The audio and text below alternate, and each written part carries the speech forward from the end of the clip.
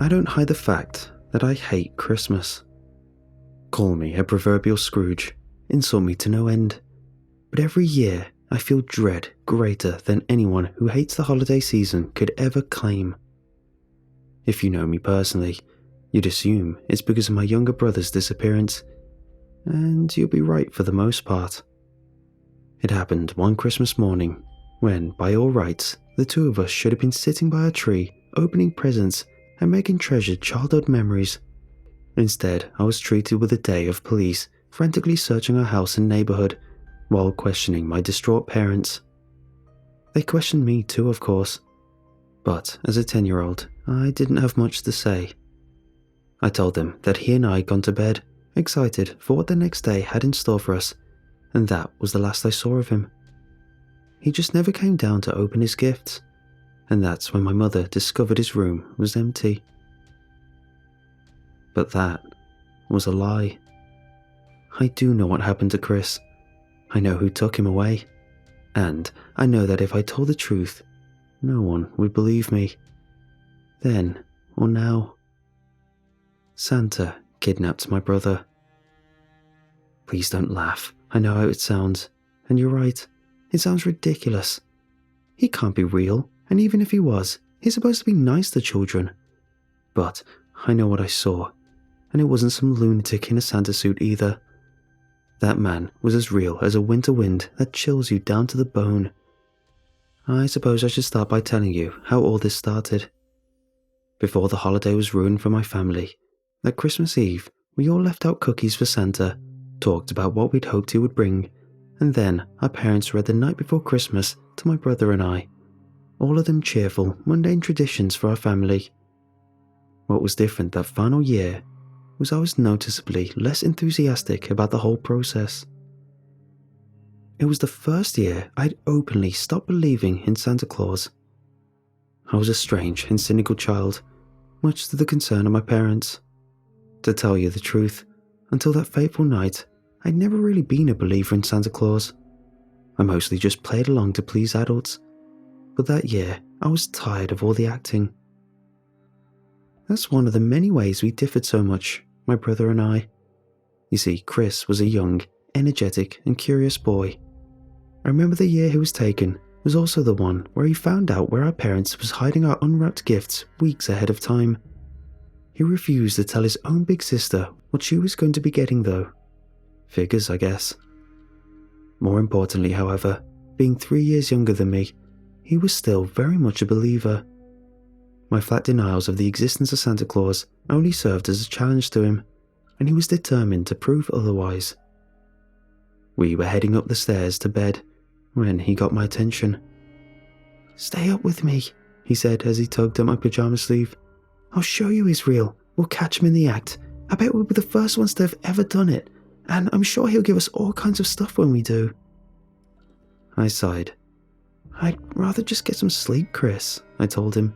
"You can go on believing if you want, but I don't have to, just to have a good Christmas."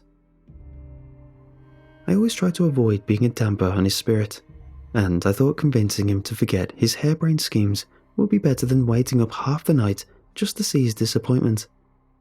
"Oh, come on," he cried. "Do I always have to make you have fun? If it weren't for me, you'd be boring, just like Mrs. Henderson." I must have made a disgusted face because Chris laughed, gave a mischievous grin and said, "Well, what's it going to be, Mrs. Henderson? Are we going to catch Santa in the act or not?" Mrs. Henderson was my 4th grade teacher, and I despised the old crone with a passion. Chris knew how to push my buttons. "All right, short stuff, you're on," I said with more bravado than I actually felt. "First to fall asleep has to wait till New Year's to open their gift from Santa." Chris's eyes flashed with excitement at the wager. "I'll take that bet." So we went to our rooms to wait for our parents' turn to go to bed. After the lights downstairs went out, I waited about half an hour just to make sure they were asleep, and I crept out of my bed and sneaked my way downstairs. I saw that there was a light on in the living room. Chris was sitting casually near the fireplace. "What took you so long?" he said, always the confident one. "I waited for Mum and Dad to get to sleep, idiot," I replied, They're not going to be too happy if they find us here."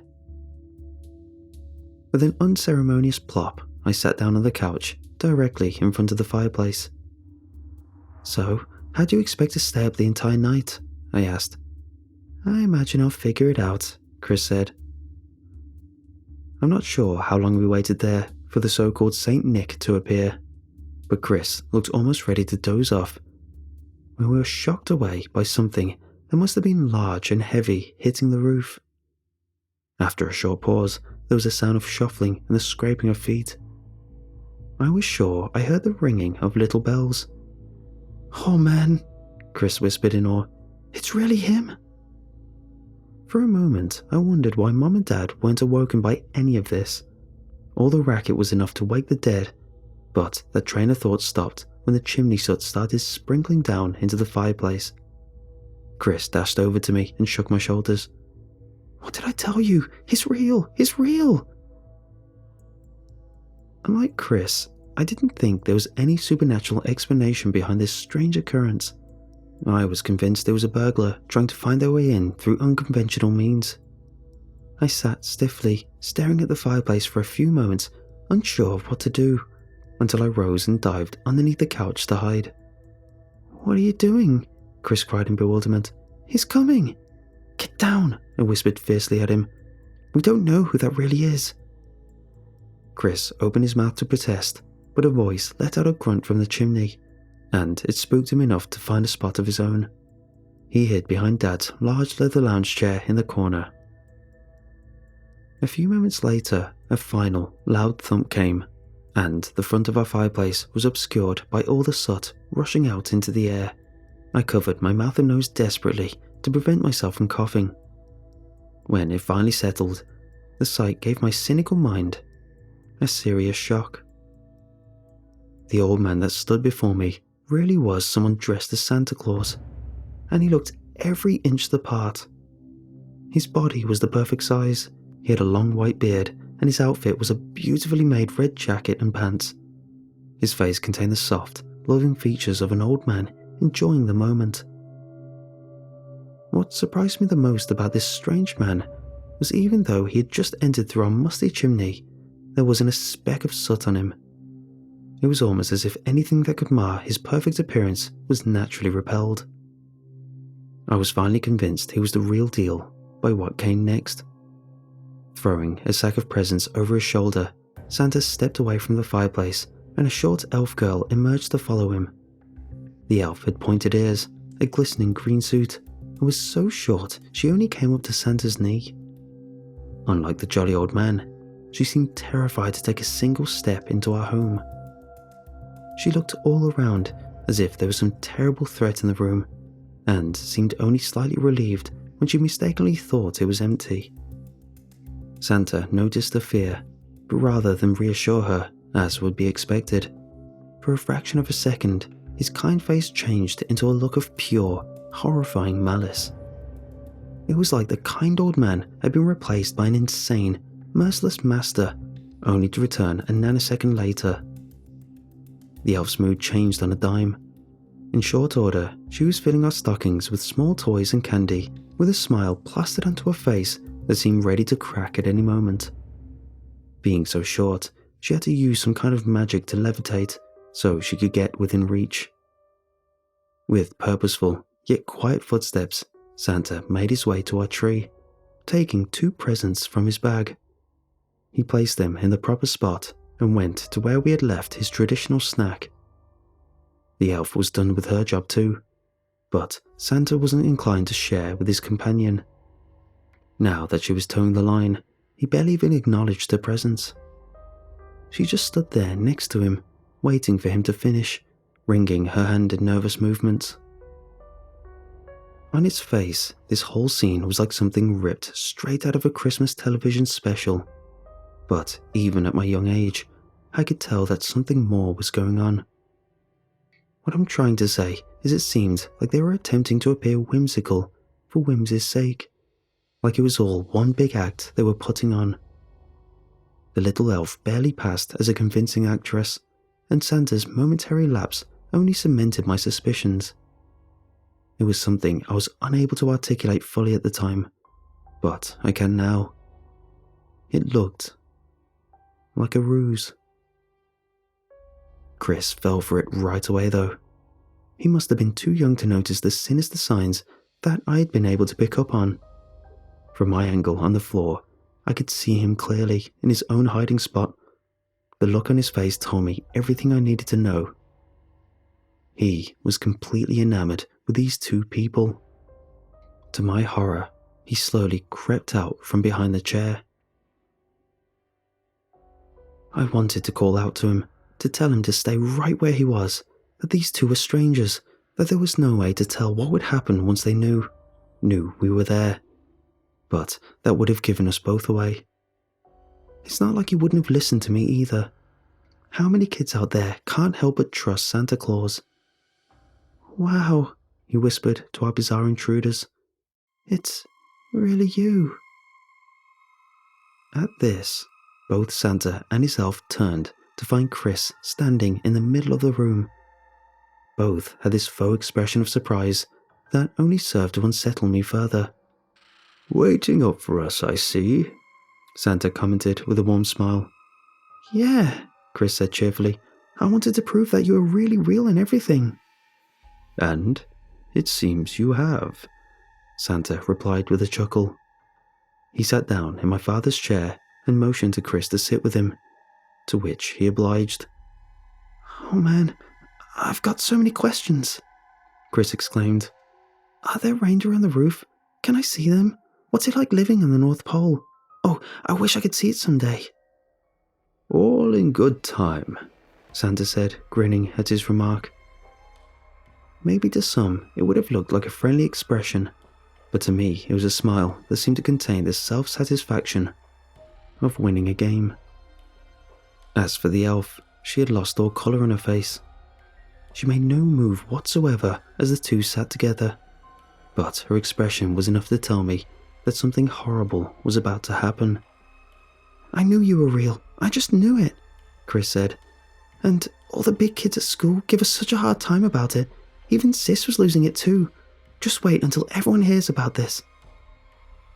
"Oh, they won't, Chris," Santa said, clasping his gloved hand over my brother's shoulder. "Huh? Why not?" he asked, confused.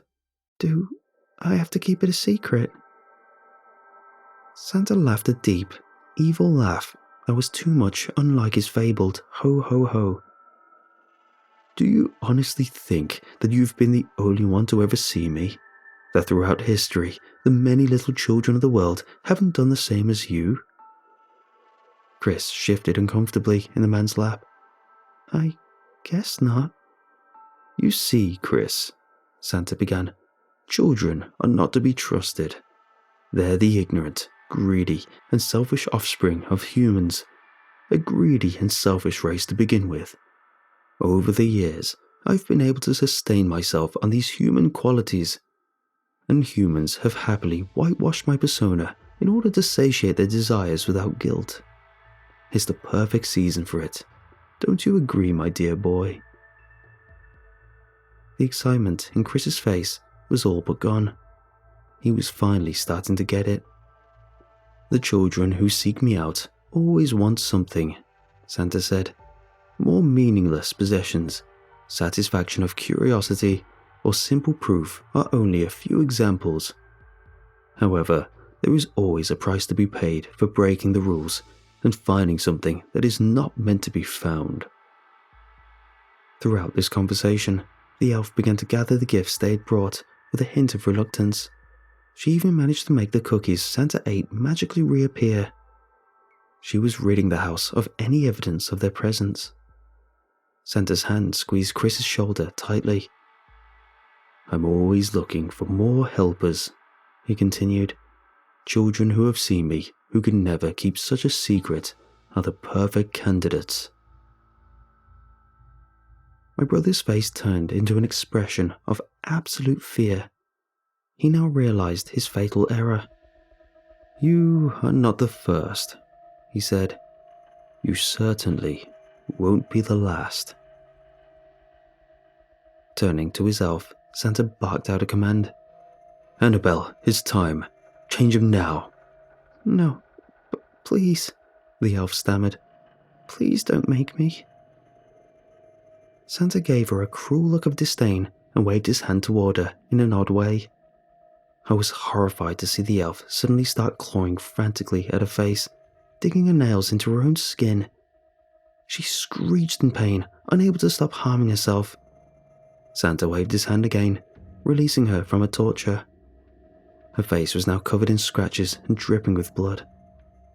Chris screamed and dove off Santa's lap, trying to rush out of the room, but the old man made another strange wave with his hand and Chris stopped in his tracks.